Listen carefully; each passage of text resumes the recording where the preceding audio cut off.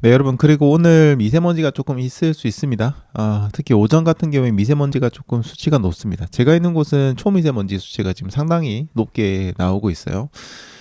자, 그런데 주변에 보시면은, 미세먼지 그런 거 뭐 자꾸 신경 쓰고, 무서워하고, 나가지도 않고, 그러면은 아무것도 안 된다. 미세먼지 그런 거 생각하면은 아무것도 못 한다.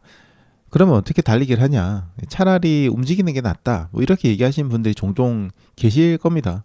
심지어 또 의사들도 가만히 있는 것보다는 환기하고 나가는 게 낫습니다. 뭐 미세먼지 어느 정도 있더라도 이런 얘기도 좀 많이 하시거든요. 근데 전에도 제가 얘기를 드렸지만 미세먼지에 대한 연구들은 아직까지 그렇게 많이 진행된 게 아니에요. 그래서 데이터가 별로 없습니다. 하지만 최근에서야 제대로 조금 나오기 시작했고, 제가 계속해서 그런 데이터들을 살펴보는데요. 긍정적인 결과가 하나도 없어요. 긍정적인 결과가 전혀 없습니다. 그래서 여러분들이 지금 상황으로 본다면요. 지금 상황을 본다면 약간 뭐랄까요? 오히려 미세먼지를 안 무서워하면 나이 들어서 아무것도 못한다라고 이야기를 좀 드리고 싶어요. 미세먼지를 걱정한다는 것이 신체 활동을 하지 않는다는 그런 의미는 아니에요. 그것보다는 대신할 운동이나 해결 방법들을 모색하고 그 상황에 맞춰서 해야 된다는 그런 얘기라고 생각해 주시면 좋겠어요. 약간 이런 뭔가 선택지가 있을 때 굉장히 좀 극단적으로 양극단에서 얘기하시는 분들 좀 계시거든요. 그렇게 생각하시고 그렇게 얘기하시는 분들 좀 계신데, 너무 좀 극단적이고 자기 중심적인 그런 사람들, 그런 분들의 경우에는 또 자기와 생각이 조금 다르면은 또 그 사람의 의견을 그 반대쪽에는 극단이라고 좀 보는 경우가 많아요. 근데 그렇지는 않습니다. 조심할 건 조심하고 해결할 거 해결하면서 그렇게 달리는 게 좋지 않을까 싶어요. 아무튼 최근에도 연구 결과가 하나 나와가지고요. 좀 간단하게 좀 소개를 드릴게요. 이게 이제 대한민국 우리나라 질병관리청 국립보건연구원이 조만간 이제 여기에 대한 연구 결과를 공식적으로 발표를 할 예정이에요. 한 열정인데 그 내용이 잠시 나왔습니다. 예, 국립보건연구원이 2019년부터 작년까지 5년간 미세먼지, 작년까지인 이유는 겨울까지 데이터를 보기 위해서요. 작년까지 5년 동안의 미세먼지와 그 미세먼지가 인체에 미치는 영향, 그리고 예방법 이런 것들을 다양한 연구가 한두 개가 아닙니다. 연구들을 기획을 하고 다양한 연구들을 지원을 했고요. 그런 연구의 성과들을 조만간 모아서 발표를 한다고 얘기를 하는데요.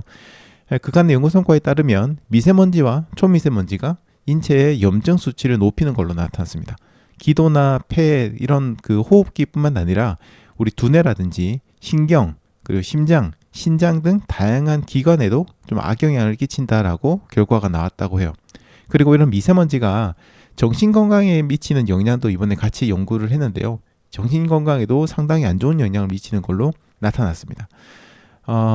초미세먼지와 미세먼지 농도가 약간 뭐 10 이상씩, 10 마이크로인가요? 이상씩 높아질수록 불안장애로 인한 응급실 방문 위험이 각각 1.7배에서 2.2배까지 높아진다고 하고요.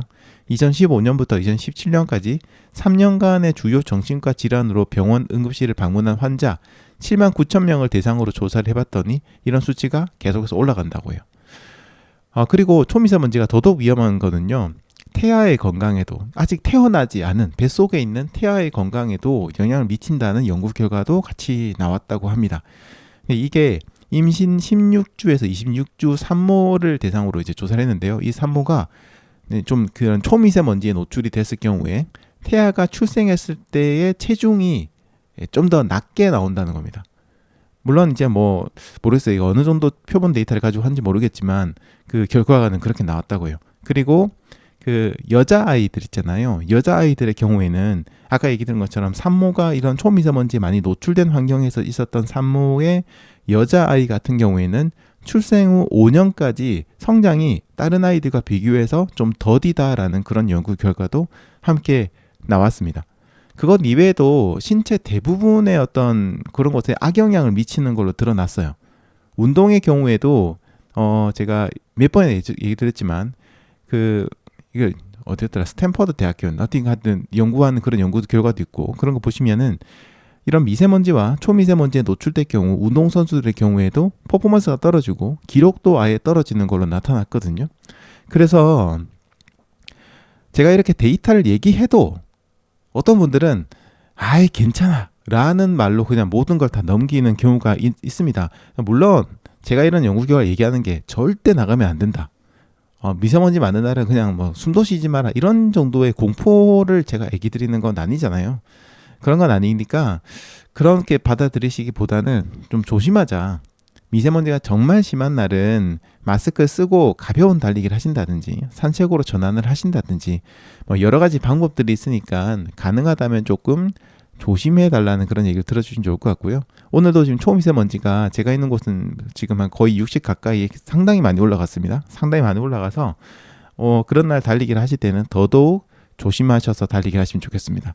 여러분 진짜 건강은 다른 사람이 안 챙겨줍니다.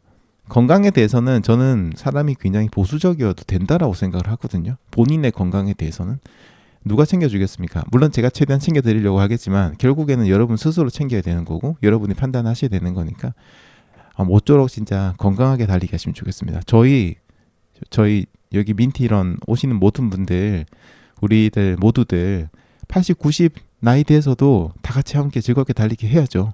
저희는 목표가 그거지 않습니까?